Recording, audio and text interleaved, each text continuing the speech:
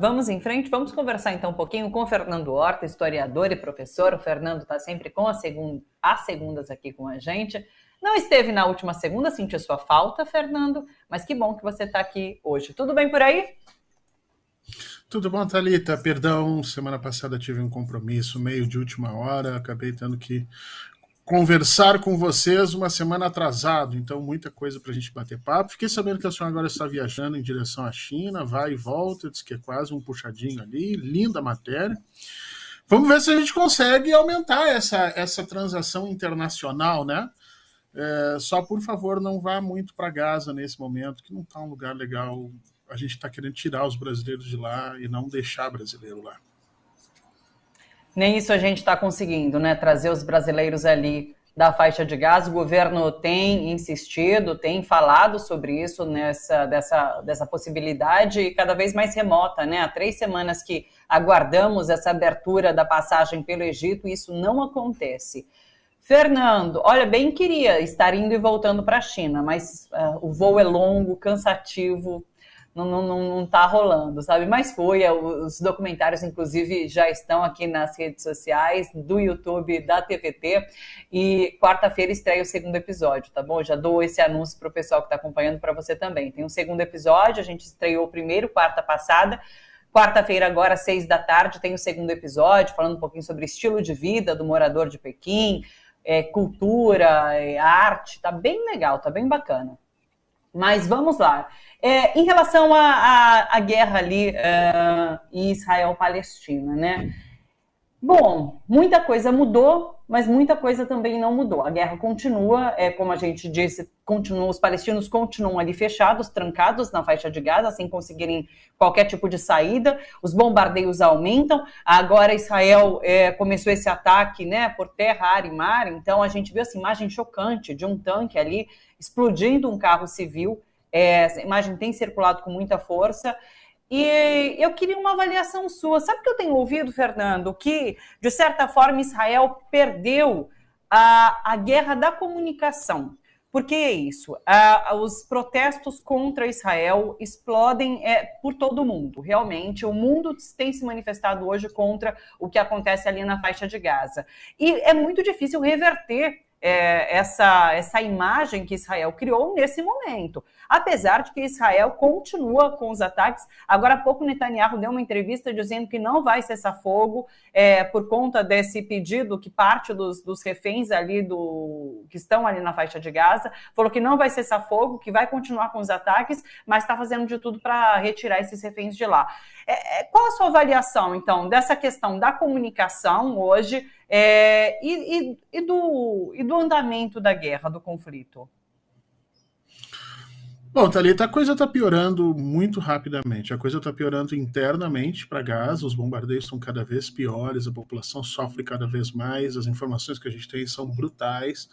Agora, diz que sequer se consegue tirar as vítimas que estão vivas, soterradas, e muitas vezes se fica ouvindo os lamentos até que as pessoas efetivamente faleçam. Quer dizer, isso vai ter um custo na memória dessas pessoas, um custo no sentido da própria existência do Estado de Israel, do Estado da Palestina. Isso é um trauma humano que a gente vai ter que citar. Está piorando também do ponto de vista da geopolítica internacional. Os norte-americanos direcionaram mais armas para lá, já são 2 porta-aviões que estão indo, mais de 100 navios de guerra ali entre Inglaterra, França, alguns esforços inclusive da Itália. Isso já deixou um pouco preocupado, bastante preocupado, aliás, a própria Rússia, China, países que começam de alguma maneira a perceber que talvez se esteja utilizando inclusive os corpos e as mortes dos palestinos para alcançar um objetivo geopolítico ainda maior, o que seria um crime ainda mais abominável, tá?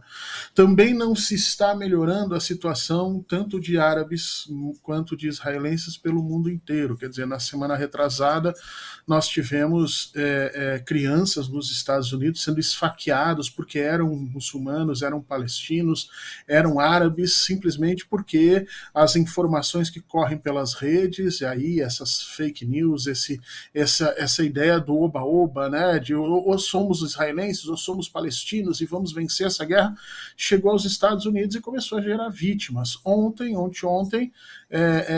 pessoas no Daguestão, russos no Daguestão, Daguestão começaram a buscar invadir o aeroporto para chegar ao avião que estava chegando de Tel Aviv com uma quantidade grande de cidadãos israelenses, para ali fazer, segundo eles, um protesto um pouco mais violento, mas veja, do protesto mais violento para a estrutura de violência explícita não faz muita diferença. Internamente em Israel, grupos de judeus estão organizados, invadindo universidades, tentando retirar cidadãos árabes que estão lá colocados.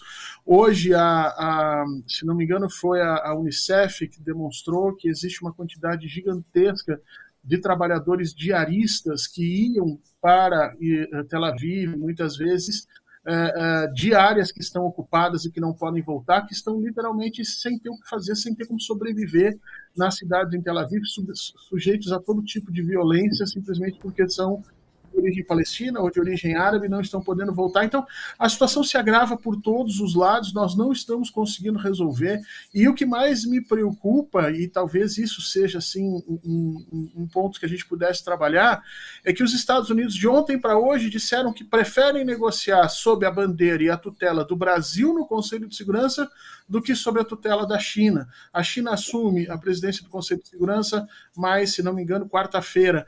E aí os norte-americanos correm para tentar fazer aquilo que o Brasil ofereceu que se fizesse há 20 dias atrás. O que a gente tem que entender é o seguinte: mesmo que a gente alcance algum tipo de cessar-fogo nesse momento, os danos, a violência, as mortes que estão sendo colocadas, mais de 3 mil crianças, segundo os próprios números da ONU, isso não vai ser facilmente esquecido. E, portanto, sim, Israel perde a narrativa, Israel perde o apoio institucional internacional, mas continua sobrando a sua violência. Aliás, você cita essa questão da violência ali numa região da Rússia. É um efeito colateral dessa guerra, na sua avaliação, o crescimento do antissemitismo? Só vamos lembrar que antissemitismo é contra judeus e contra árabes também, tá? Porque às vezes a gente fala antissemitismo e fica parecendo que é uma coisa só contra Israel.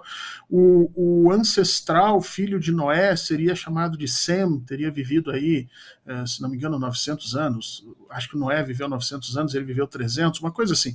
Mas todos os oriundos desse ancestral chamado Sem são chamados povos semíticos, né?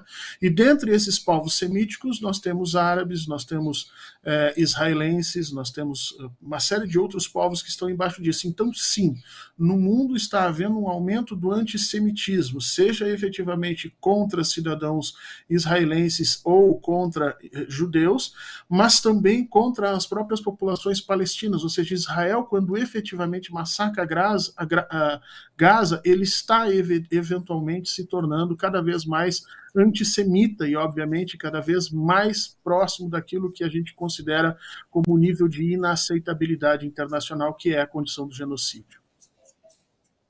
Você cita também o Conselho de Segurança da ONU, né? O Brasil, o próprio ministro das Relações Exteriores, Mauro Vieira, vai presidir essa reunião que acontece nesta segunda-feira, mas ele já colocou que é muito difícil fazer passar qualquer resolução ali, porque não há consenso nos membros, principalmente nos 5 ali que podem vetar, né? Então isso provavelmente vai ficar a cargo, uma discussão mais aprofundada, a cargo da China de fato. Agora os Estados Unidos colocando isso já antes da China até assumir a presidência, cria um problema diplomático também enorme, não?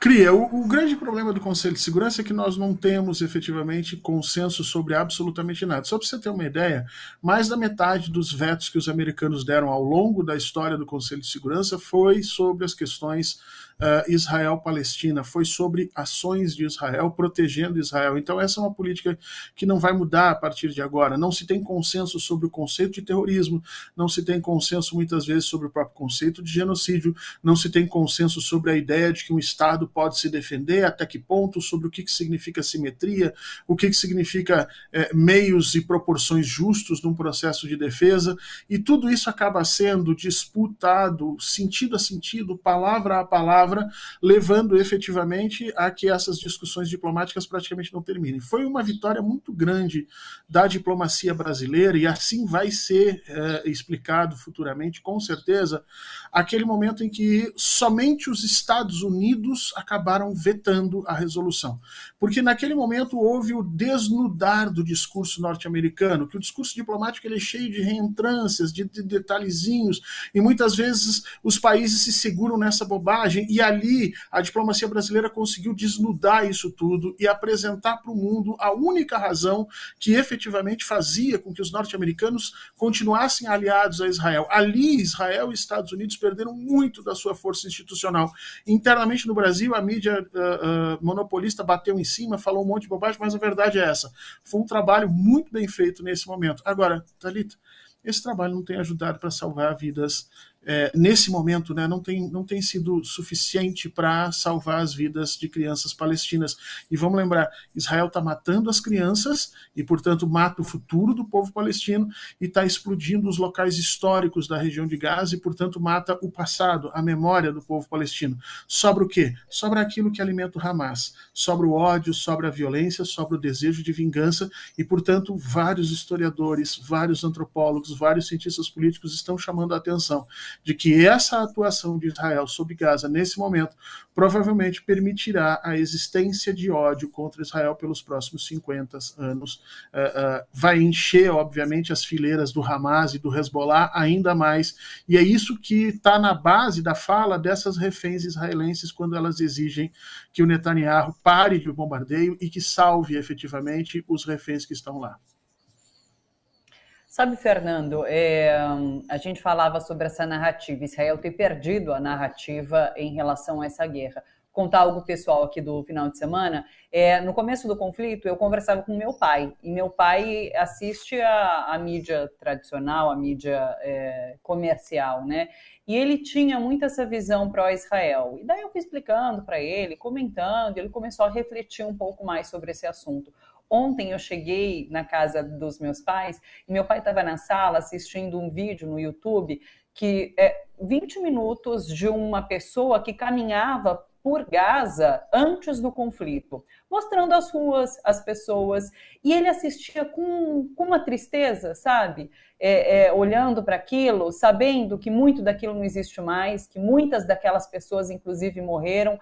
E era um vídeo, estava lá na descrição, 3 semanas antes de estourar o conflito, a gente fez esse vídeo e era simplesmente isso, imagens das ruas ali na faixa. Normal, assim, um comércio, a gente está vendo que parece muito 25 de março, então comércio ali de brinquedo, de fruta, E é isso, as pessoas estão percebendo o que está acontecendo, genocídio de fato, as pessoas com esse termo. O que falta, aqui no Brasil principalmente, para que tanto o governo quanto outras instituições, inclusive partidos, sindicatos, movimentos sociais, se manifestem mais veementemente contra Israel e em defesa da Palestina? Olha, eu acho que não está faltando manifestação em defesa de Israel. Está faltando a gente perceber que essa manifestação será efetiva. Eu acho que a grande defesa de Israel nesse momento, defesa do seu comportamento espúrio, monstruoso, né, de que ele simplesmente fecha os ouvidos para absolutamente tudo e segue o bombardeio. Se Netanyahu sentar para negociar, os movimentos no mundo inteiro vão crescer. Porque o que está bloqueando as pessoas não é o sentido ético de que efetivamente está sendo um genocídio, não é o sentido disso sobre qual dos lados está massacrado, não é mais o controle da mídia que Israel sempre teve, que hoje as permitem que a gente tenha narrativas mais discrepantes daquilo que convencionalmente se utilizava para explicar o conflito. Não é nada disso. O que as pessoas estão atônitas é a total incapacidade de Israel de mudar um milímetro da perspectiva. E no momento em que os Estados Unidos levam 2 porta-aviões para a região, nós todos, não precisa ser doutor em ciência política, em relações internacionais, em geopolítica, para saber que se tem dois porta-aviões no Mediterrâneo, não é para massacrar o povo de Gaza, é para que qualquer um que apareça ali em volta saiba que efetivamente vai iniciar uma guerra com os Estados Unidos. Isso é uma ameaça. O que nós estamos vivendo necessariamente é um bullying internacional. Os norte-americanos resolveram ficar do lado daqueles que estão promovendo o processo de violência reiterado contra Gaza, e eles são os grandões do mundo dizendo ninguém se mete, ou então a coisa vai ficar muito, muito complicada. E não pense que não vai, porque certamente o Biden hoje não tem capacidade de disputar, de discutir com Israel efetivamente, porque as eleições norte-americanas são no ano que vem. A única chance que Joe Biden tem de vencer efetivamente o Donald Trump, que segue sendo o preferido, né, vamos dizer assim, o que tem mais chance de vencer, é se ele tiver pelo menos a neutralidade da comunidade judia, da comunidade judaica nos Estados Unidos. Se a comunidade judaica disser não vamos votar em Biden, ele perde essa eleição muito feio. Então a situação está muito complexa nesse sentido. Falta com que a gente tenha confiança de que há meios para acabar com aquilo. Nós perdemos toda a confiança no sistema internacional, e isso desde 2001. O resultado estão aí, são os corpos palestinos colocados. O que Israel não consegue entender, Thalita, é que essa mesma desconfiança que nos faz temer pela vida palestina, daqui a mais 4, 5, 6 anos vai se voltar contra o próprio povo de Israel. Esse é o ponto alto da semana, a gente tem que ficar de olho nesse conflito. Conta pra gente. O ponto alto na semana é acompanhar o secretário das Nações Unidas, o Guterres, que tem feito aí viagens, inclusive tentando passar por cima das fronteiras, entrar em Gaza com ajuda, está se colocando, fazendo uma coisa que poucos secretários da ONU resolveram fazer, sair dos seus lugares e visitar os grandes locais do mundo com problema. Ele foi fazer vídeos sobre as alterações climáticas com ele presente, ele está tentando efetivamente entrar como escudo humano em Gaza para levar o auxílio às populações. Ele está chamando a que outros líderes mundiais possam também se engajar necessariamente disso, especialmente depois que Israel exigiu a sua demissão na semana passada por conta das suas falas. O secretário, ao invés de se amedrontar, muito pelo contrário, ele foi à frente e talvez se candidate aí para um prêmio Nobel da Paz, se ele conseguir fazer esse grande movimento em prol de uma união de países, né, que possa efetivamente colocar Israel um pouco mais dentro do centro racional. O que nós não aguentamos mais, o que o mundo não suporta mais, é que as crianças palestinas estejam sendo mortas da forma como estão sendo mortas e que ninguém efetivamente se consiga imaginar uma forma internacional e institucional de resolver a questão. Importante essa informação que você sempre traz aqui, que é a gente refletir sobre a morte dessas crianças. São 8.300 mortes até agora, 3.475 crianças já morreram nesse conflito. Veja bem, de 8.000 mortos, quase 4.000 de crianças. Então, quem morre nesse conflito é principalmente crianças ali na faixa de Gaza. Fernando, eu queria encerrar com você trazendo a conversa aqui para o nosso país, porque hoje é dia 30 de outubro, está fazendo um ano da vitória de Lula nas eleições de 2022, da derrota de Jair Bolsonaro. Engraçado, né? No ano passado, eu saí de licença maternidade um dia depois do primeiro turno. E eu lembro de ter combinado com você. Eu falei assim, Fernando, a eleição vai ser ali no dia 2 de outubro, no dia 3 a gente conversa dando essa notícia sobre a vitória de Lula. Veio só no segundo turno, mas eu estou aqui um ano depois, então, comentando com você essa vitória, o que foi esse ano, e a derrota de Jair Bolsonaro, mas não do bolsonarismo, talvez. Como que você tem visto esse um ano? Então, Thalita, foi um momento histórico no Brasil. Ninguém da nossa geração vai esquecer o que estava fazendo no momento em que Luiz Inácio Lula da Silva passou à frente de Jair Bolsonaro. Esse vai ser um desses momentos históricos que nos fazem refletir sobre a condição de país, sobre a ideia de nação. Isso é muito bom, tá? Porque a alienação da importância política é uma das características da estrutura bolsonarista. Então, quando você transporta as pessoas para dentro do cenário político com pautas significativas, importantes, e requer delas um esforço de memória, de entendimento sobre o que faziam, o que pensavam naquele momento, você traz para dentro dessas pessoas o sentido de nação, o sentido de política e resgata a própria ideia de democracia. Então, o Lula já começa o seu processo pedagógico nesse sentido, trazendo de novo para as pessoas a importância disso. Agora, como você mesmo mencionou, uma coisa que eu tenho batido muito, Thalita, e vou comentar contigo aqui, não se acredite que nós vamos vencer o bolsonarismo simplesmente mudando as condições materiais de vida das pessoas. O bolsonarismo é uma forma de fascismo, ele altera os sentidos de explicação da realidade para poder estabelecer-se cada vez mais como arrimo de entendimento do mundo. Todo mundo vai entender as coisas do Brasil a visão do bolsonarismo. A partir da visão do Bolsonaro, na Alemanha, foi assim no Japão, nós vimos isso acontecer o tempo todo. É necessário que o governo organize um processo de desbolsonarização, que tem que ter uma parte jurídica, que está acontecendo, de investigação e punição dos culpados, mas tem que ter uma parte voltada para a educação, uma outra parte voltada para a cultura, uma outra parte voltada para a comunicação, porque nós não vamos vencer essa forma de pensamento chamado bolsonarismo, simplesmente mudando a vida das pessoas, dando mais dinheiro e condições delas sobreviverem. O que está acontecendo hoje no Brasil? Veja, depois da discussão que houve na sexta-feira, da palavra do presidente Lula, as redes bolsonaristas estão cheias de fake news dizendo que é Luiz Inácio Lula da Silva que criou o rombo, quando na realidade todos nós sabemos que isso é presente de Jair Bolsonaro, é parte das loucuras que ele tentou fazer para se reeleger e não conseguiu. Então veja a importância que nós temos de tratar isso de uma forma séria, sob pena, Thalita, de ali adiante, Luiz Inácio Lula da Silva não está mais presente para fazer aquela virada, e a gente tem que encarar um pensamento retrógrado, perverso e violento como esse, sozinhos. E aí a coisa vai ser difícil. Puxa vida. Tem algum ponto alto da semana aqui no nosso país? A gente deve ficar de olho em alguma movimentação? Temos sim, nós temos aí o PL 5230, 5630, o novo PL do novo ensino médio, que o presidente Lula mandou para a Câmara.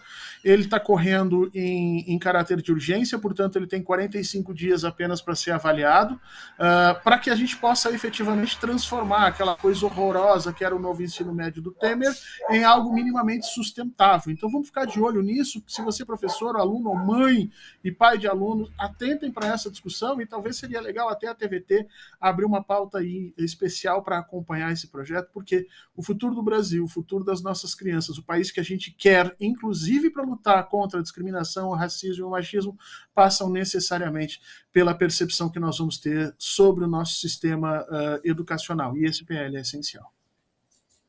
Perfeito, a gente vai ficar de olho sim, Fernando. Muito obrigada pela sua participação, sempre muito bom começar a semana aqui com você, Fernando, uma ótima semana para você, e até segunda, um beijo grande. Obrigado, Thalita, um beijo para todo mundo e até semana que vem.